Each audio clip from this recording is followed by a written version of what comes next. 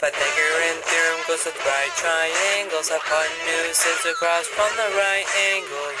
Legs are A and B, hypotenuse C. Put the numbers in and see how easy it can be. A squared plus B squared equals C squared. A squared plus B squared equals C squared.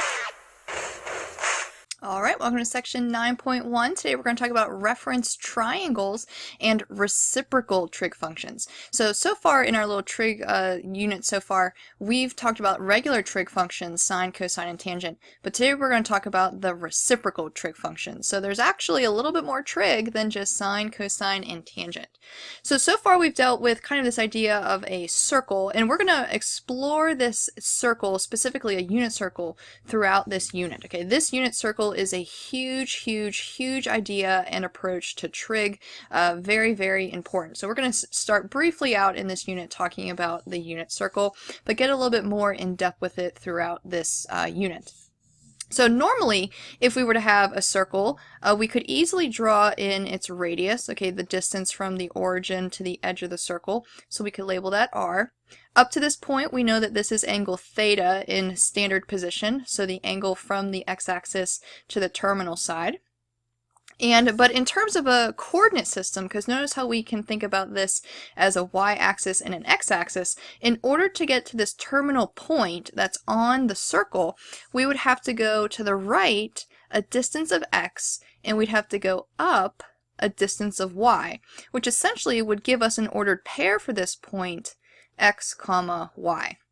Now notice how this is a right triangle, because if we go horizontally and then vertically, we're forming those perpendicular lines, that right angle. So generally speaking, we can think about a circle on an axis or a coordinate grid, but then we can get a little bit more specific talking about a unit circle. And a unit circle is just a special circle with a radius of 1. So instead of generalizing this with a radius of r, specifically in the unit circle, the radius is 1. And a lot of special things happen the moment you make this radius 1. So we can still go a distance of x over, we can still go a distance of y up, but the main difference here is that our radius is 1, and we still have the coordinate pair x, comma, y. Let's focus on this general circle for a second here. If we wanted to find the different trig functions for this specific right triangle, okay, sine of our angle is opposite, which would be y, over our hypotenuse, which is r. Cosine of our angle would be the adjacent side x over the hypotenuse of r, and then tangent would be opposite over adjacent, or just y over x. So in general speaking, we have these trig functions for our radius of r, whatever that might be. But notice what happens when we have a radius of 1. The sine of our angle is still opposite over hypotenuse, but notice how this is y over 1, which is just y. So the sine actually simplifies a little bit further since our radius was 1. Now cosine, very similarly, is adjacent over hypotenuse, x over 1, but again that simplifies further to x. Now tangent's not really going to change because tangent is in no way, shape, or form related to the hypotenuse. That's still y over x. So it's really just the sine and cosine values that are affected.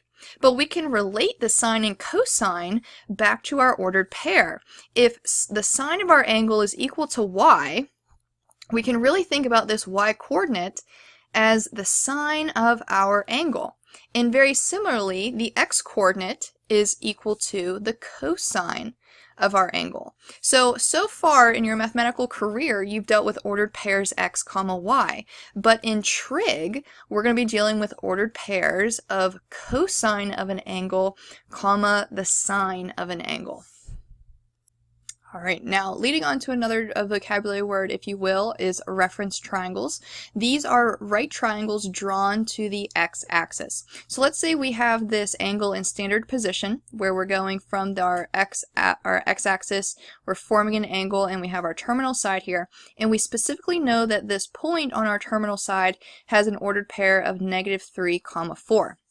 we could draw in a reference triangle relating this terminal side. We need to draw a right triangle to the x-axis. So we can draw a vertical line from our terminal point to the x-axis so that it forms an ordered pair.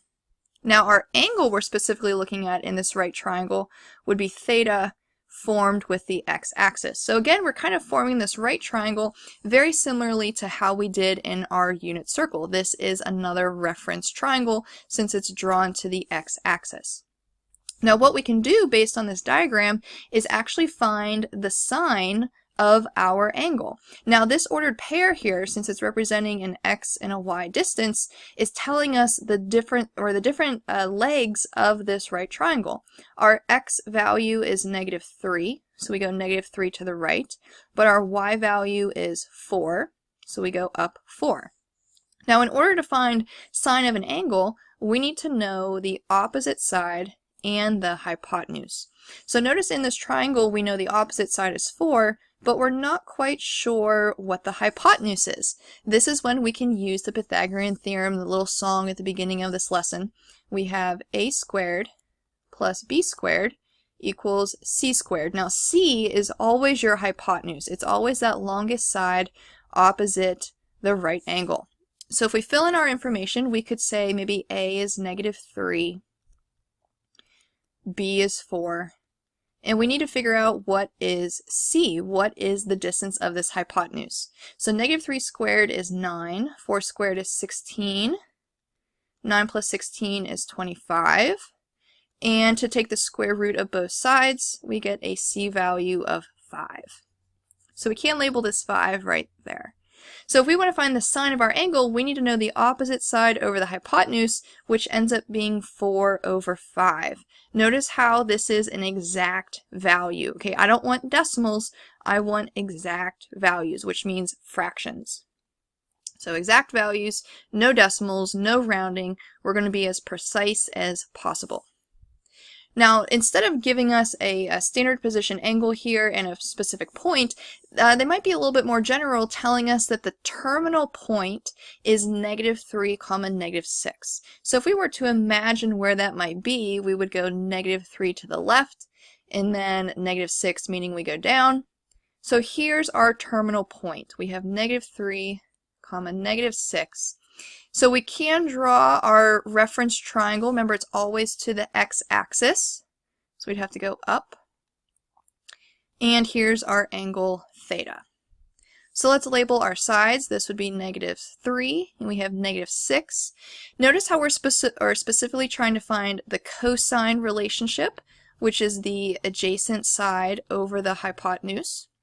Now we know the adjacent side is -3, but we're not sure what the hypotenuse is. So we can use Pythagorean's theorem again to help us find the hypotenuse. We can have -3 squared plus -6 squared equals c squared. So we have 9 plus 36 equals c squared. So we're left with 45 equals c squared. Now, taking the square root of both sides, the square root of 45 is not a nice simplification. So what we got to do is break down the square root. What are some numbers that multiply together to give us 45?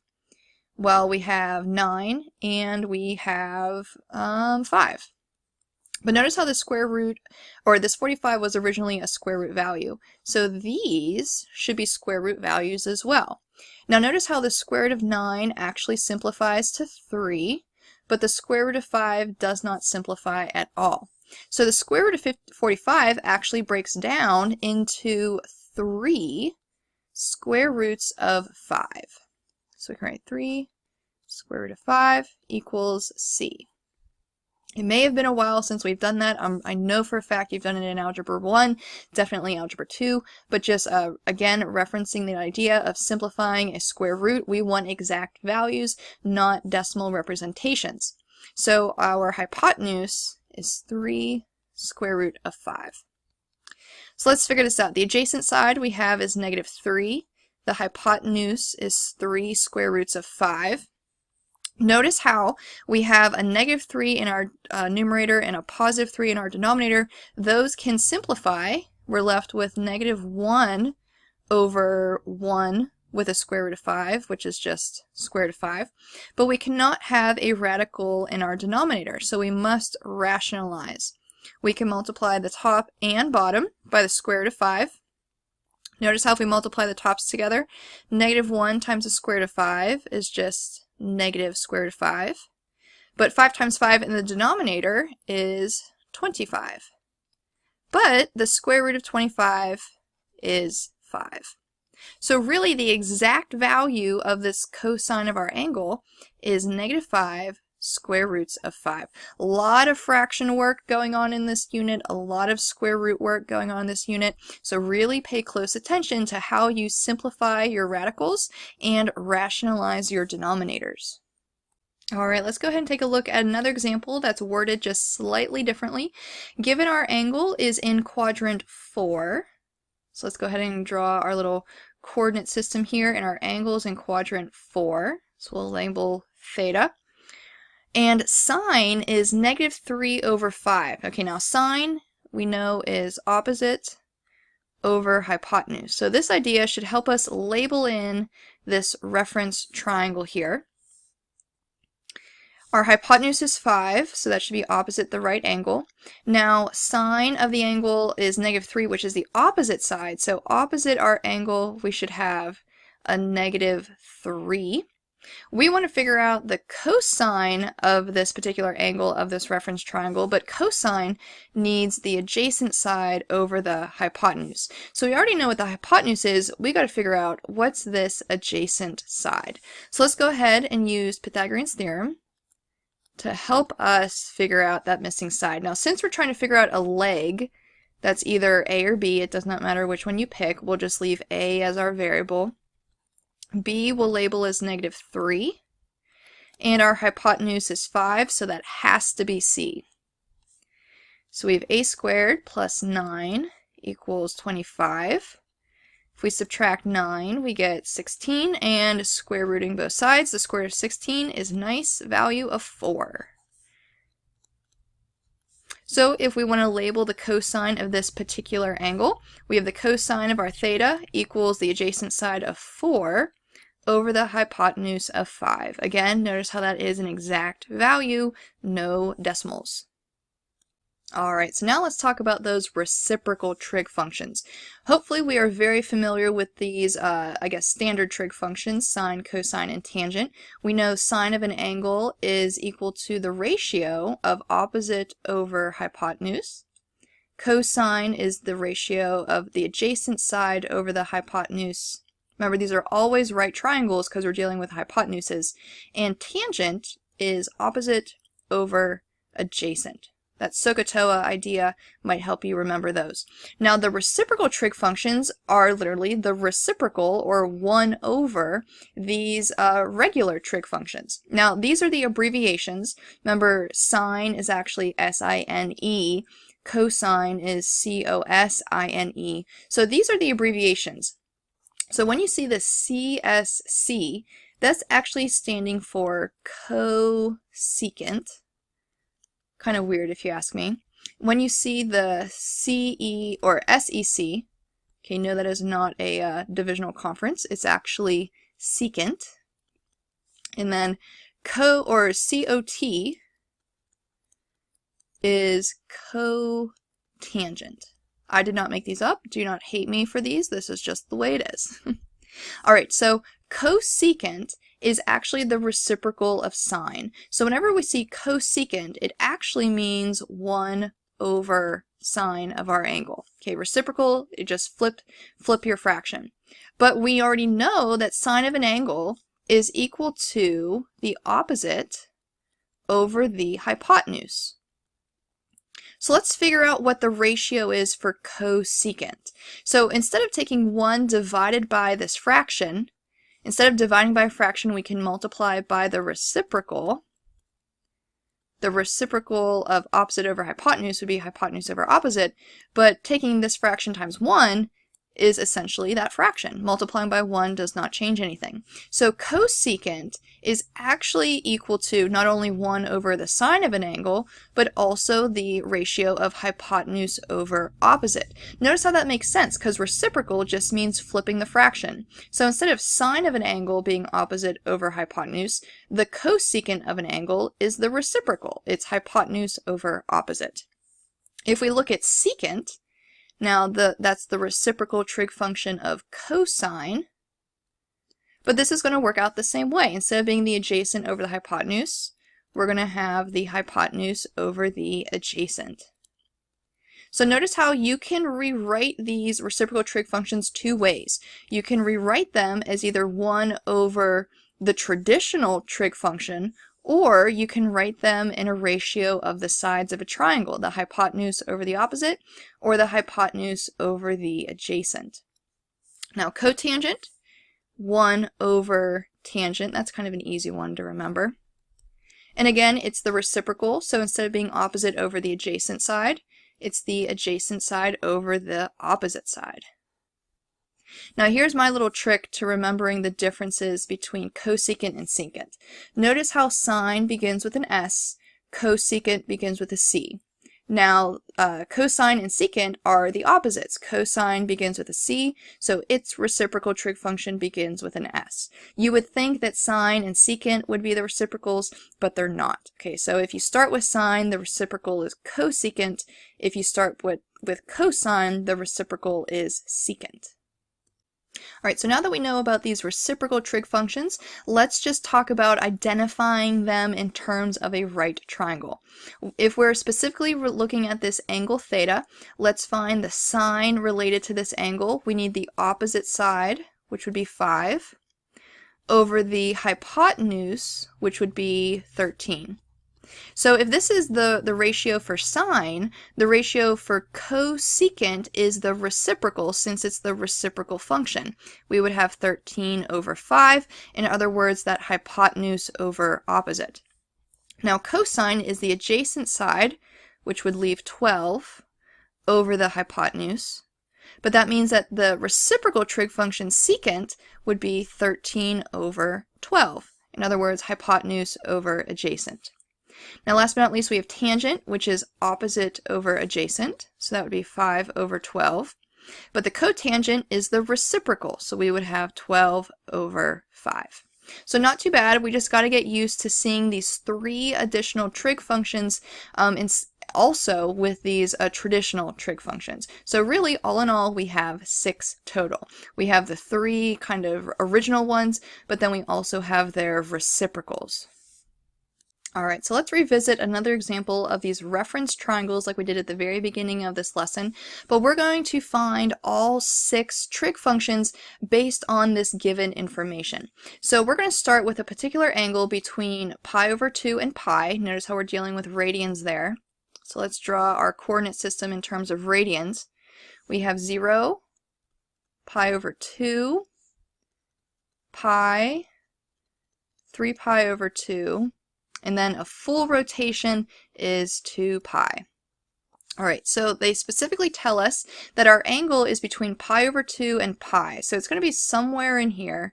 We're not quite sure where it is. So there's our angle. Let's draw our reference triangle to the x-axis. And they tell us that the sine of this particular angle is 8 over 17. Now sine is dealing with the opposite over the hypotenuse, so let's go ahead and label that. Opposite of this angle is 8. Notice how that makes sense because it's positive, we're traveling up. And then the hypotenuse is 17. In order to figure out all 6 trig functions, we need to know the third side, because eventually we're going to have to find cosine, which is that adjacent over hypotenuse. So let's use Pythagorean's theorem to help us find the third side of this right triangle. One of our legs is 8. We're trying to find the other leg, so we'll just keep the b as our variable, and our hypotenuse is c. Alright, so we have 8 squared, which is 64. 17 squared, oh my. I think that's 289.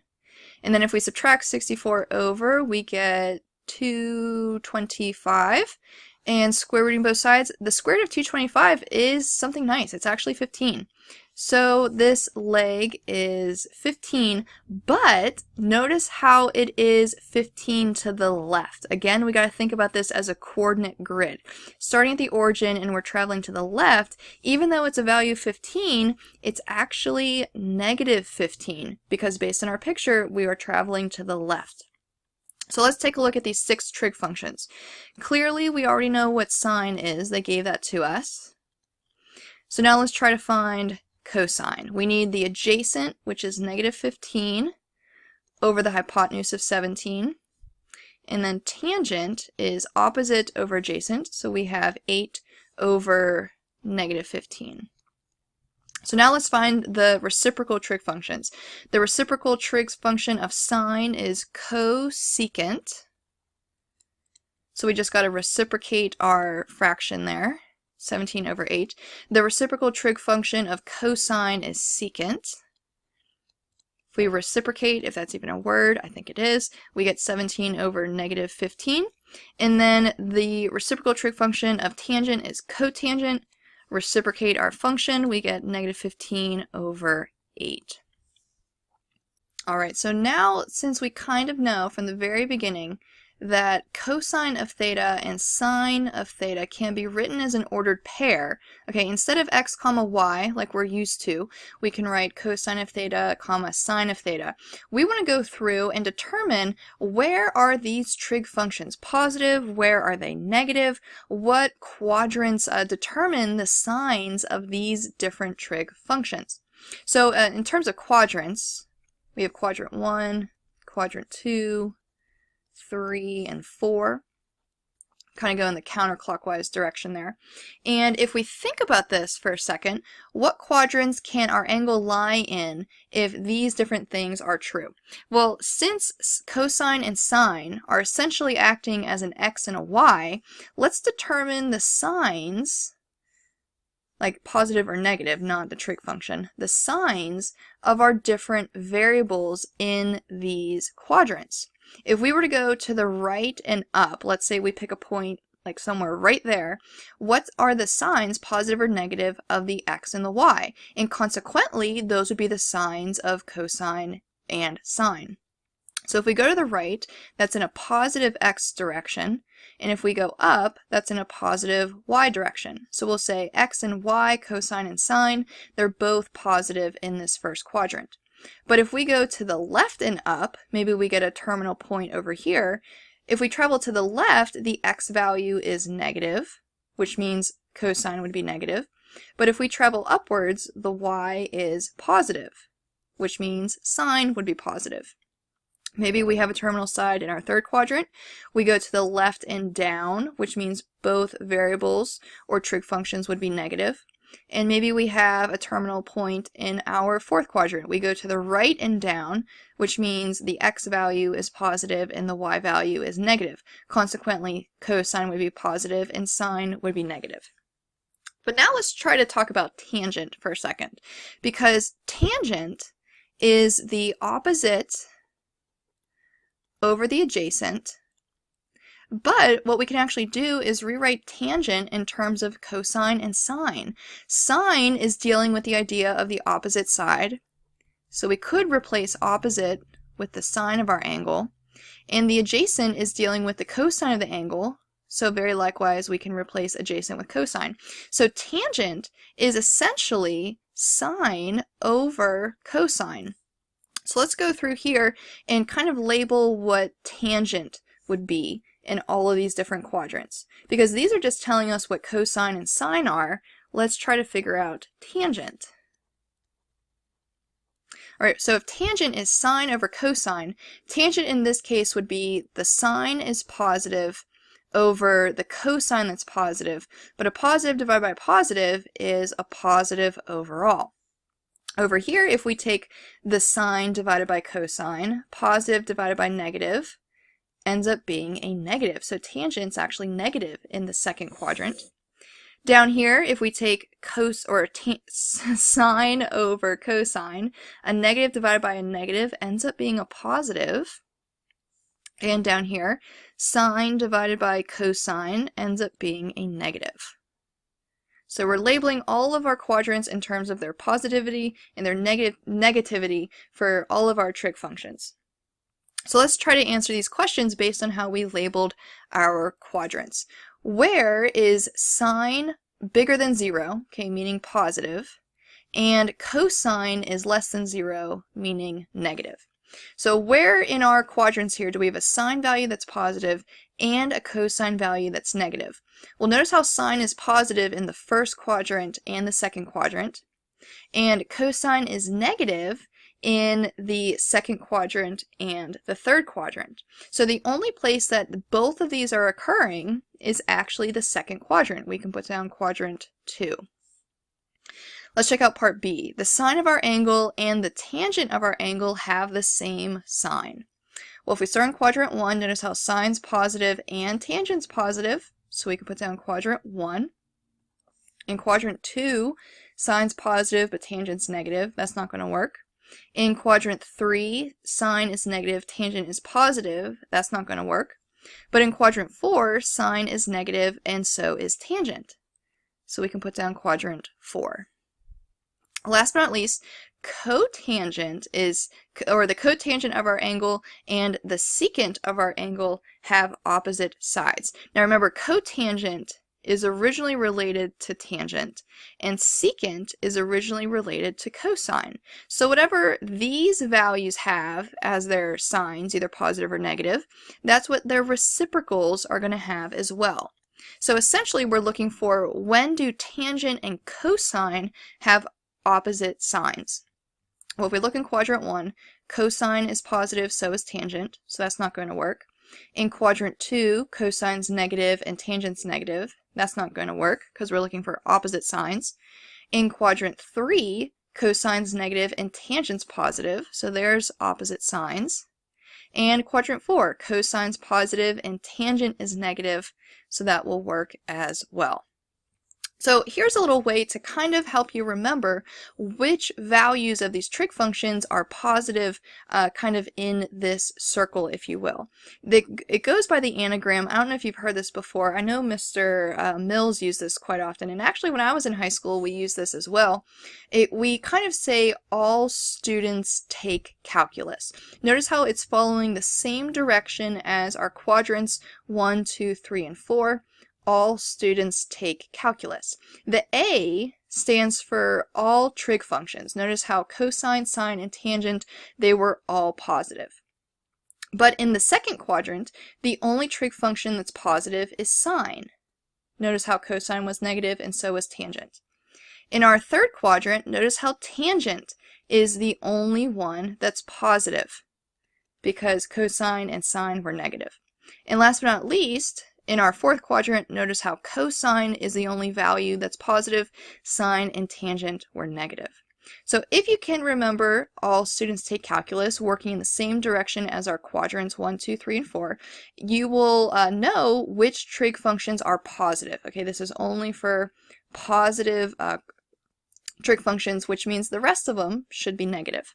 So good luck on the practice and the application in that mastery check, and I'll see you guys later.